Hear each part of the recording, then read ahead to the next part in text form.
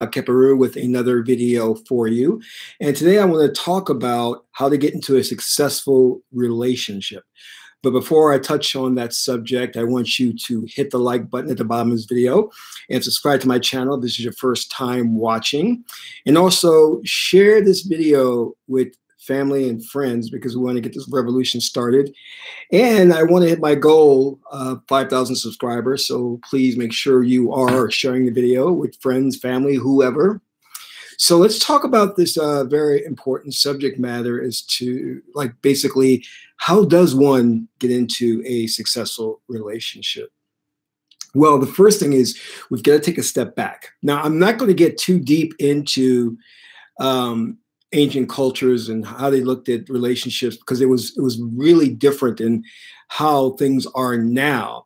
In fact, in ancient, if you look back into antiquity, you'll see that in Kemet, ancient Egypt, which is also called Timeri, in Africa it was called Akebulan. That's his original name. And you would notice that the people there didn't have the same outlook as we do on the human body, the naked body. They weren't ashamed to show the nakedness, the body. So it wasn't uncommon for a woman to walk around with her top off.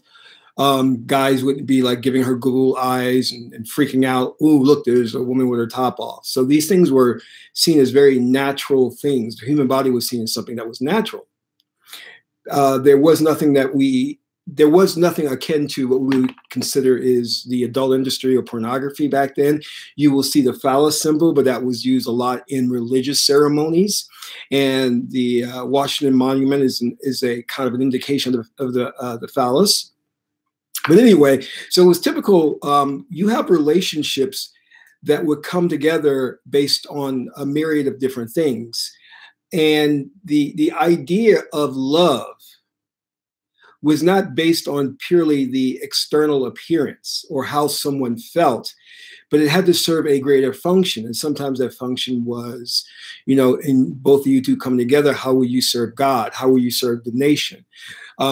Will the two families come together and enrich the clan? And you have to look at things that way. And typically what would happen is the male would come and present a dowry to the family, and then the woman and her family, they would accept it, and then they would start to begin the ceremony or the courting. But basically, on that same note too, which is kind of important, is that the male was also had to be ready to get into that type of relationship. But now, as you know, we have a very high divorce rate, 70%, and well, I'm sorry, 70% of divorces are initiated by women, but we do have more than half of divorce. Half of the marriages end up in divorces. So, which is, I think it was the last time I checked the figure, like 60%. So it's really, really high. And it doesn't need to be that way. And the basis of that comes from our understanding of what love is and what the arrangement of marriage is supposed to be about. So this is coming out of the Western perspective and the whole idea of what we in Kemetic culture call twee. Twee is that the wooing feature, where the guy has to woo the girl, or the girl woos the guy with her feminine wiles. And that is good, but that is not the foundation and the basis of a relationship. So we know that relationships are governed by the goddess Ma'at. But the twee factor, the affection, to where this individual really excites you, comes from Het-Heru, Hathor, the goddess Hathor. But if you base your relationship on Het-Heru, then the relationship can fall apart because there's no substance there. And the substance comes from Ma'at. In fact, Ma'at is unrequited love, giving, seeking nothing in return. And this is how our ancestors saw things. They saw things in a multifaceted way. So it wasn't just all about, as we have in modern society, relationships coming together based on the twee factor, based on just pure affection. There has to be a greater purpose to it. And now in spiritual culture, as I was trained in the Kemetic culture, the relationships that we got into had to serve our divinity, had to serve toward making us God. So whatever trials and tribulations that would come up in that relationship, we knew that we would use that as the basis to spiritually grow. And that's, you have to keep that in mind, because that sets the objective, the goal, so that you know that no matter what happens, everything serves to further. Now, then you would start looking at the factors such as the Het-Heru factor, the Twee factor. Is this person sexually excite me, physically excite me, things like that, because that is also too an important component in all of this. But however, this culture has based the entire idea of a relationship on how this individual makes me feel. Well, she doesn't make me feel wanted or happy. And as I'm going to go into this, you'll see that there's some relationships that won't do that for you, but that doesn't mean that the person doesn't love you, because you're basing how you feel or how you think purely upon the impact or the energy has upon you. And that's not the way you want to think, because it's a very selfish way of looking at things. Okay. Now, in spiritual culture, they talk about two basic types of relationships. They talk about the twin flames, and they talk about the soulmate. I'm going to cover this briefly. I don't want to go too much into depth on this. But when they say soulmate, these are individuals that you come along, and they could be from a past incarnation, a past life, that you have a real affinity and connection for. And it could be the same interest, or it can be some deep feeling that arises when you're with that person. And typically, if you go to an oracle like the Oracle of Tootsie, you can find out if you and that person had a history in the past life. Now, another interesting thing is the twin flames.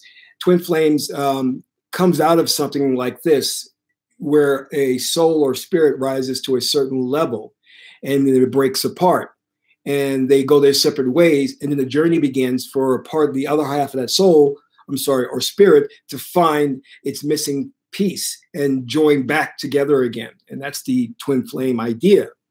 Now, that's a very powerful one. And I've had experience with that, where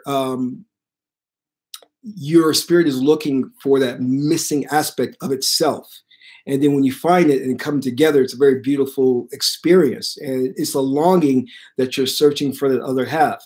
And there are individuals who were entities or light beings that traveled the universe as one soul, and then split, and then came to Earth, and now they're searching for the other half. And when they find that other half and come together, then the soul will heal itself and become whole again. So think about that. You know, are you looking for your soulmate? Do you think that you have a twin flame? So, and you can read much more on this when you Google it. You can read a little bit more about this. It can get very deep for you, but it's kind of like going off the subject matter here, because I want to touch on some important things on how do you identify a great mate, and how do you work it so that the relationship kind of blossoms. Now, one of the things that we have to keep in mind is that this Western society kind of poo-poos ancient traditions, and ancient traditions worked for a reason. There was a reason why the elders in society chose your mate, because you got married. We got married young, and if you allow a young person to pick their mate, then the young girl is going to pick the rebel, because she's at a stage now where this individual excites her. But the elders know that she needs somebody who's going to be stable, who has a certain amount of income, that will be able to take care of her. And if she makes the choice of getting the rebel without a cause, James Dean character, she will eventually mature, and then she'll start looking for someone who is a provider. And she'll realize the mistake she made in picking the rebel. So to prevent that from happening, the elders then would look and pick her mate. And of course, you have these depictions in modern movies where they show how she's resistant to that, because she says, I don't feel anything for him. And that's kind of true. But one of the things that we have to understand is that attraction that you have for somebody can be turned off and on, because it is a hypnotic state that you get into, whether you realize it or not. And it's all about understanding that you as consciousness have no likes or dislikes. All right. You're beyond that influence. That is your true state. It's only through what we call as programming or conditioning, where you pick up these things and they're imprinted upon you sometimes, to where then you have a propensity to like guys with long hair, girls with short hair, things like that. So with that said, now what we're faced with is we're faced with a society that's ruled by the ruling elite, and that they want to push the society to go in a certain direction. And most likely that direction is gender neutral. But before they can do that, they have to emasculate males. And because you can't take over the planet if the very thing that stands in your way is the male figure who can oppose your coup. So I want you to think about that. So how do they do that? Well, they work through special interest groups, and they work through the media to pump out ideas, movies, books about what is the ideal mate, what is the ideal man. Let's take, for example, if you look at television or you watch the movies or music, you'll see that what they tend to market toward the younger men today is women who have the tattoos, who look like Cardi B, like Nicki Minaj, who have all the fake implants, have all the glitter, the gold or whatever, and loud, kind of loud mouthish in a way, outspoken, independent. And they know that that's a setup for failure in a relationship, but that's what they want. They want the relationship to fail. All right. Now, what are they're pumping out now about the ideal man? Well, they're taking a backdoor approach to where they're telling women that you're strong, you're independent, you can be on your own. You don't need a man to tell you what to do. And if you get into a relationship, it has to be an equal 50-50 arrangement. So consequently, what happens is women start to look for men that they can dominate and control and walk all over, and men's rights are then stripped and taken away from them. And so that's a great way of just, like emasculating males. And so when women get into a relationship and they feel that they do have the power in a relationship, then the studies have definitely shown that they aren't happy. And again, that's a setup for failure, so the relationship falls apart.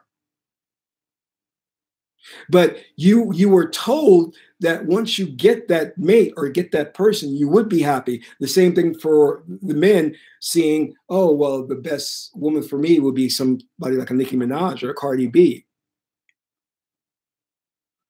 Or, whoever is hot out there, But what you'll find is all based on Het-Heru, Hathor, what I spoke about earlier. It's all twee. It's all about the physical external attraction thing, but there's no depth to it. In fact, the I-Ching, the Chinese oracle, has a 22nd hexagram. And the 22nd hexagram, it talks about that, about ornaments, and how those ornaments, though they may look glossy on the outside, there is nothing inside. And you have to have both to complement each other. So in ancient cultures, when a young woman would, they would arrange the marriage, and she would say, I don't feel any attraction for him, she would be involved in a spiritual culture that would teach her how to go into trance state and evoke the attraction for that individual. And also the attraction will be based too on each one fulfilling their roles and serving a greater purpose. Does that make sense? All right, so this is what's missing from modern day relationships, because we have so much complexity going now in terms of economics, which is a chief component of why people split up or have arguments in relationships, and going back to what I said before about making sure you're economically stable before getting into a relationship or getting married, that was important. And sometimes that when you have these ancient societies, they would go to war with other societies, and there would be a shortage of men. This is why you have polygamy. Men will come along and take on more than one wife, because there was not enough men to marry. There was an overabundance of women due to men dying in these wars. And one of the things is that they didn't want women going to war, because women were carrying children or their wounds. We had to protect their wounds so that we can bring forth the next nation or generation. And that wasn't sexist at all. It was to make sure that procreation would take place, because it's an imperative. It's a biological imperative that we reproduce and that we keep our lineage going. But again, because you're dealing with a George Orwellian 1984 type of society, they've twisted and turned everything, especially in brainwashing or trying to manipulate women into thinking that if a guy wants to treat you respectfully, that is seen as him insulting you. If a guy says, no, I don't want you going to war, I'll go to war, I'll risk. Then they come out and the women say, well, I'm just as, equal to you, so I can do whatever you do. And the reality is that's not true, because again, according to cosmologics, which is what our ancestors practice, the science of understanding there's a place for everything and everything in its place, and the science of understanding energy systems, your energy is right for a particular field. So for example, if I have a cool, dry energy, that's a great energy for studying or to be a computer programmer. Cool, dry energy, that's really good. But if I have a hot, dry energy, that's not good for long, protracted thinking, because I'm constantly more pumped on the adrenaline tip, pumping that adrenaline. So that will be probably conducive for a soldier or a policeman. So we can get into that and how it relates to relationships. But I want to take this now and look at the Meduna Ter. And this is the great oracle of Tahuti. And if you want to learn it, you should get the Meduna Ter book, and it tells you how to work the oracle. And these are the oracle cards, right? So the deities that we worshiped were also seen as aspects of our personality types, parts of who we were. And that if you wanted to connect with a certain deity, you would simply connect with the energy that's within you. All right. And that would awaken the deity's power within you. Now, I'm a big proponent that if you have a relationship or you're married, that the one governing thing that has to be in our relationship is the oracles. And that the oracles have to have the final say in terms of decisions. If you and your mate can agree that whenever you get into an argument or disagreement, that you will both do a reading, and whatever the oracle says you will do, and that's the start of a great relationship, because it's based on spirituality and it's based on going to Tahuti, God's high wisdom. But that's something that when you find a mate, if you can talk them into it, that would be great. Or if they're already in spiritual culture and they're practicing something like the tarot, they may understand, okay? But every relationship should be based on spiritual principles, because when it's not based on spiritual principles, especially when it's based on lust, then you are building it on a shaky foundation, all right? Now, when you are looking for a particular mate, there are archetypes from where you can gather information from and an understanding. So I used to be a dating coach. And one of the things I learned very quickly was that there are certain attraction buttons that you can push, and then somebody can be immediately attracted to you. But also what I learned is that there are personality types that you can quickly identify, and you can determine if that's somebody that you would be interested in. Like I could talk to someone for about a minute and then determine that they fit this archetype. And from there, I could predict how they will act, what they will do, and probably most likely what career they're in. And this is the same that goes for astrology, because you can, in astrology, you can do the same thing. You can tell if somebody's, once you find out they're Pisces or Virgo, you can tell just a lot about them based on that. But remember, people are two signs, so they have the sun and the moon sign. So that has to be combined to form a synergy. And that gives you a whole picture of the individual. So the one thing that governs the Meduna Ter is the tree of life, or the Het-Heru. This is the company of gods, sometimes called the O-God. Sorry, I didn't pronounce that right. But it's what we put together to show the dynamics between different energy systems or deities. Now, one of the first things is when we're starting out, at the bottom of the tree of life is Osset, and she is the patron mother deity. And I'm going to just bring this up so everybody can see Osset. Now, this is Osset here, all right? And as you see, she has baby Heru, right there with the crown of Upper and Lower Egypt on. Now, when you meet a woman who is Osset, she is cold and moist energy. So that means she's water, she's flexible. Now, this type of woman is going to be very good at nurturing, and she's going to be very devoted to you. She's going to be focused on taking care of the house, making sure the house is comfortable for you when you come home from work, making sure that your friends are entertained. When they come over, they feel comfortable. And she's going to be very affectionate, nurturing, and she's a good type of person to be a mother, to have children with, because certain women aren't good to have children with, all right? So that is all set. So keep that in mind. I'm going to go over these briefly because I don't want to go in depth because this could take a long time. So I'm just kind of giving you the high level overview. So this is Sebek. So Sebek is a cool, dry person. So Sebek is a guy who is an intellectual. Sometimes you'll find Sebek as an orator. He's a person who loves to talk, intellectualize, maybe use big words, things of that nature. This type of person loves to stay on top of things, the news, information. And as I kind of mentioned before, this person can be in the computer field, you know what I mean? Or they can be a teacher or speaker, motivational coach, things like that. So when you meet this individual, or you can tell that they are very much into communication, very much into learning things from books, reading, and that cool, dry energy. You have to see that it works with your energy. You have to determine what your energy is as I go through these cards, and to see if it meshes well with yours. And next, we have Het-Heru. Now, Het-Heru, we spoke before, she's like very twee, very affectionate.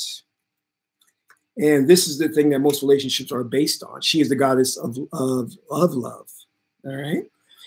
Now, this type of person in a relationship will show you a lot of affections, but they're gonna want affection in return. She's the type of person that's gonna wanna look good, she's gonna dress sexy, and you know, makeup, the most stylish purses and dresses is going to be what she wants, and she's going to be up on all of that, the Prada stuff, everything. So you have to be ready for that, and you may have to have some money there, right? So that's going to be a type of a set person, but she's going to Het-Heru person, but she's going to definitely want some affection in return. So you have to bring her flowers. You're going to have to take her on trips. You have to do that to make things very romantic, all right? The next one up is Heru.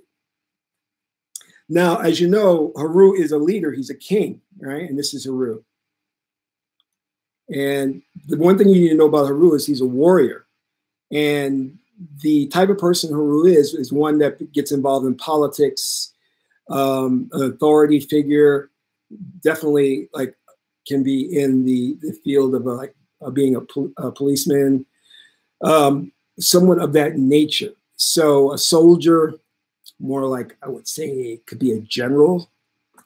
So this type of person is going to have a lot of gusto, a lot of wanting to get out there and do things, especially in sports, you know. So if you're getting involved with a Heru person, keep that in mind, because they're going to need some room, and they're going to need to be able to lead in the relationship, all right? They're going to want to be the authority figure in a relationship. The next one is Heru. So Heru also has like a hot, dry energy. Now, Heru is definitely a warrior.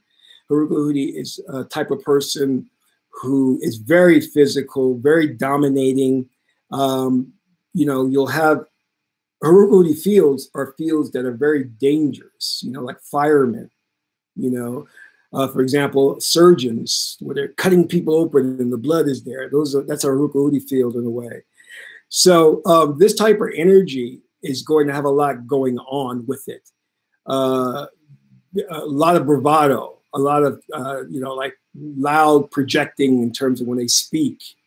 You know, could be a person who works out a lot, you know, and just loves to be in control and going out there and doing things in the physical aspect. In a negative aspect, you could talk about a man who's very is overly dominating and can be abusive in a relationship. So you have to watch out for that, because this energy can cross that line. So ladies, be careful of that. And that's hot and dry. And next you have Ma'at, and everyone should know Ma'at. Now, Ma'at governs relationships in general, and that's what a relationship the basis of a relationship should be about. All right. And we talked about it shouldn't be based on Het-Heru. So this is Ma'at. All right. And you see that she has a scale weighing the heart against the feather. So she's about balance. Now, the type of relationship a Ma'at relationship is that Ma'at doesn't show a lot of affection, okay, because she's a hot, moist energy. And so that could be very introverted in a way in terms of showing affection. But Ma'at's love is a very deep love. It's an unrequited love. So if you get a Ma'at person, even though they may not show a lot of signs of affection and communicate that they love you, rest assured, they are very devoted to you.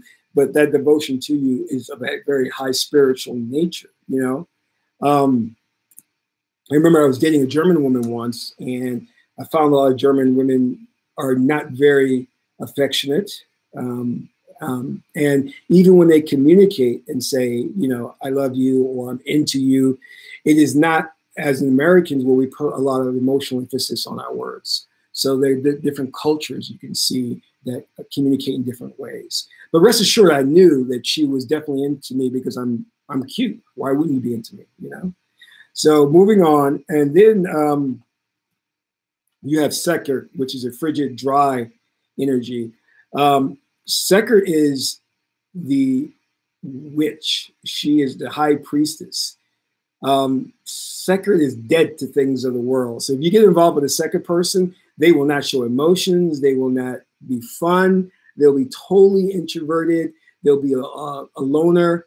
You got to give them their time alone. You have to give them space to be alone. So this is one relationship that when this card comes up, I have to tell the querent to just, hey, you got to really think about this type of relationship because you're not going to get a lot out of it. And then you have the last one, which is Tootsie. And Tootsie usually, you can see a male who's very much introverted, thinks a lot, doesn't talk a lot, very quiet, kind of like the opposite of Sebek. And Sebek loves to talk and communicate. Tootsie likes wisdom.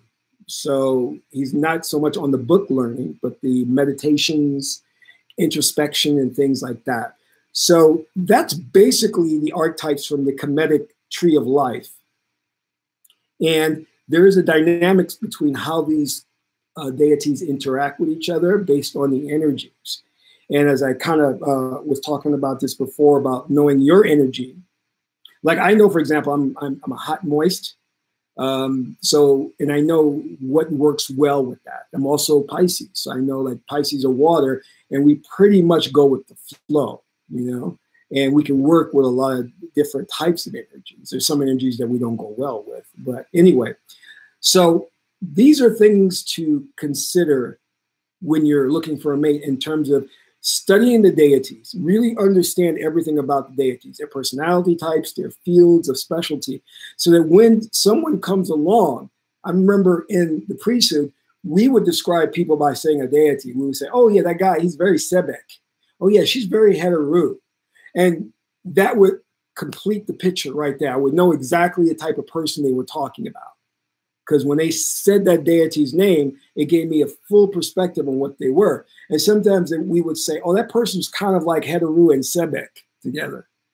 And again, that synthesis would give me a picture of what they're like. You know what I mean? So one of the things that's good about the Oracle system, when you start using it, is two things. In the very beginning, it can warn you if a relationship is not good for you. That, you know, with our lower mind, the left brain, we can't see down the road that this person may cheat on us. We don't know that because we're caught up in emotions, that twee aspect, the Het-Heru aspect. But the oracle is objective. It's God's wisdom. It can tell us if this individual down the line will cause havoc in our lives, or if a relationship will be very fortuitous for us, you know? A lot of good things will come out of that. So it's important that when you're considering getting involved in a real solid relationship, that you do the reading, and the reading will reveal to you what you can expect. And then you can make the determination of, do you want to get involved in that relationship? Because God's never going to interfere. You have free will. You can do whatever you want. God's just going to let you know the lay of the land. Is this going to be positive or negative for you? And with that, you need to also understand your destiny, because a relationship may come along that has your destiny in mind. And by getting involved with that person, it'll also help to fulfill your destiny. But that means it will bring you challenges, really tough challenges that you'll have to deal with. Now, the other aspect of what's good with Oracle in relationships is that you can find out if this person is having an affair or cheating on you by going to the Oracle.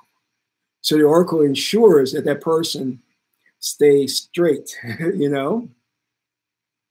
And usually, typically in ancient societies, relationships were not just governed by the Oracle and the two of you, but the community as well.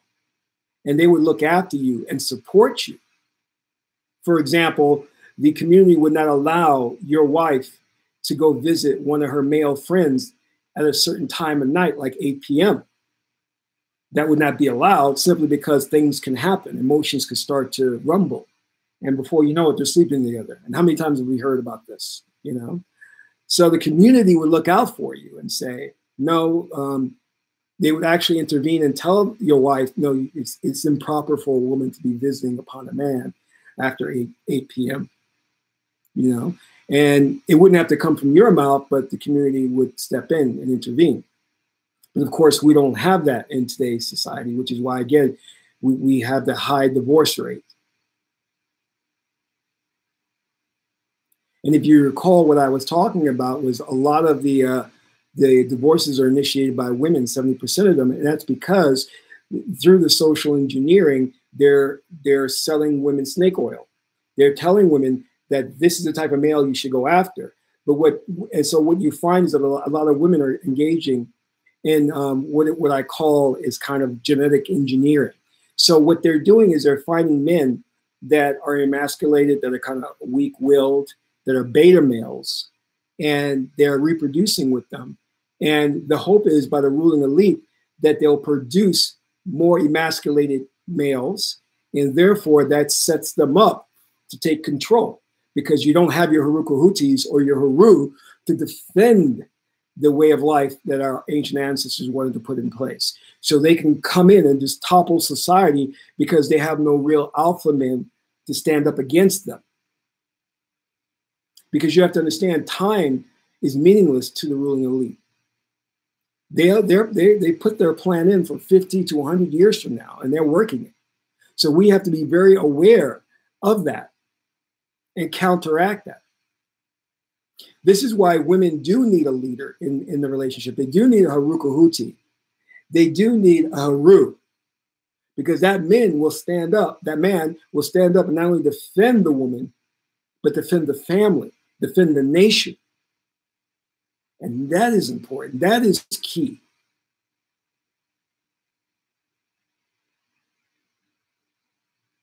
And he has to be supported in his decisions in the household.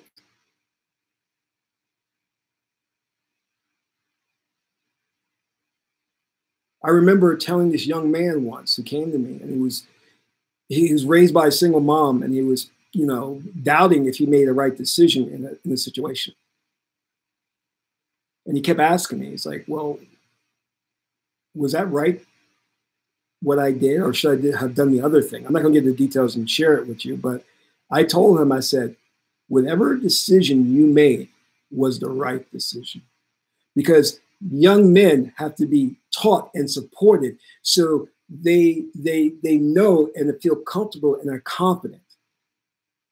I remember when I was training to be a manager, and one of the things they told me, they said, don't ever look confused, or don't ever sound like you don't have an answer. Even if you give direction and it doesn't turn out to work out, at least you made a decision and you were decisive and you stuck by your decision. And 9 times out of 10, your gut feeling is going to be the right decision. And it was so true, because as a manager, I had to show confidence. I had to show direction. If I didn't, the team would not follow me. This is how we produce the warriors of tomorrow.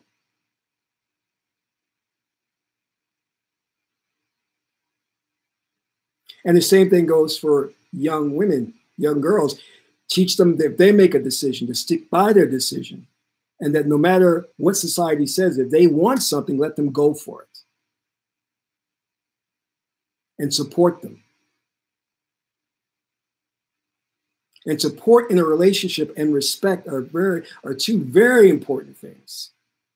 And I think without them, the relationship crumbles. I think without spirituality, the relationship crumbles. And some of the best relationships that I've seen have come out of the New Age community, have come out of the occult community, because they are both involved in the whole spiritual aspect. And I've seen that to be like the cohesive glue that's kept them together for many, many years.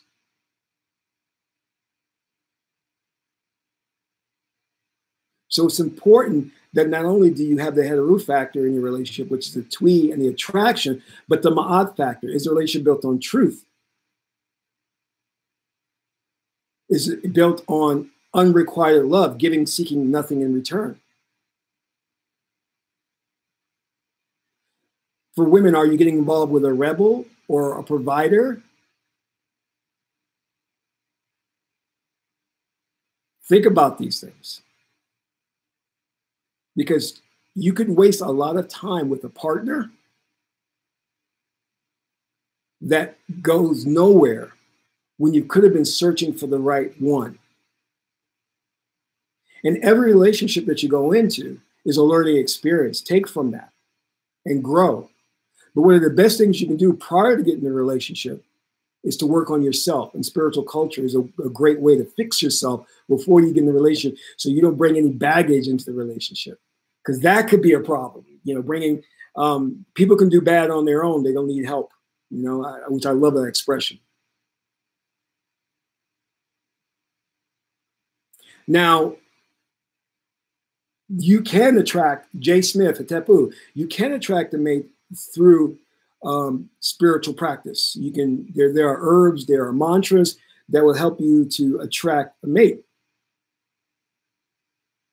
But that doesn't ensure that the relationship will be successful. That's merely bringing that person into your realm of existence.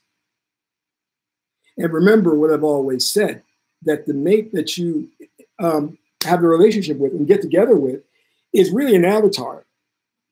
They're an aspect of yourself. And too many times in Western society, we think that when we're having issues or conflicts, that we go to a marriage counselor, or relationship counselor, or our Christian minister or priest, whatever they're called. But they're human. And they're going to give us advice based on their own limited experience. Remember, if you want to change something going on in your fourth dimensional holographic experience, all you have to do is to change the reality. Decide you want a new reality, and that involves either meditating or getting involved in the practice of reality transurfing or the law of attraction. So your mate's not doing something that you want, or they're acting in ways that is destructive. Sit down, meditate, and visualize them doing things in a more harmonious way, and watch how the change will take effect.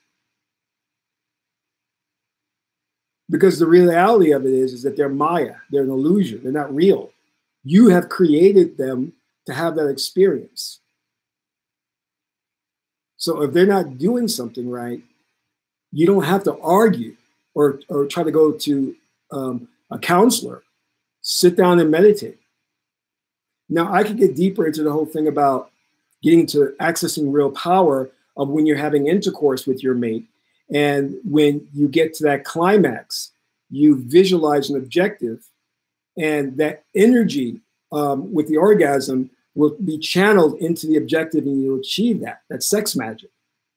This is why I think it's a great idea to get involved with somebody who is in spiritual culture, because there's so much you can accomplish and so much you can do together. And the two of you meditating together, that'll bring about the objective quicker than just you meditating. Because now you've increased the power of it, what you're trying to go for. So let me just, before I go, let me just look and see what's in the chat room, if I can answer any questions. Is there, hey, Het-Heru El Glass, is there a way to balance your own individual masculine and feminine energy to masculine and feminine energy, to maximize your spiritual energy and manifest abilities. Well, that's the problem that's going on the planet now. It's too much of the yang and not enough of the yin. But now they're trying to shift things to put the yin energy, the female energy, on men, and as I said before, to basically emasculate them. So the best way I can say to do that is that you have to drop back into spiritual culture and understand cosmologics, the role that everyone has to play. And that's very important because you know that as a man, you have to be a protector. You have to be Harukahuti. And then she knows as a woman, she has to be Osset. All right. So that's the best way to do that. Okay. And then there are certain herbs and stuff that will help, and meditation mantras that will help balance out the energies. So you can look into doing that.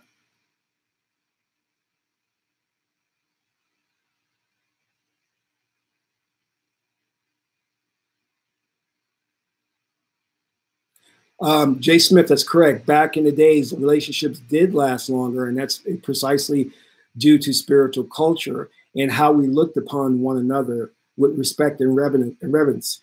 We didn't see the body as the naked body as something to like be lustful at. It was all spiritual. So that's why the relationships lasted longer, you know.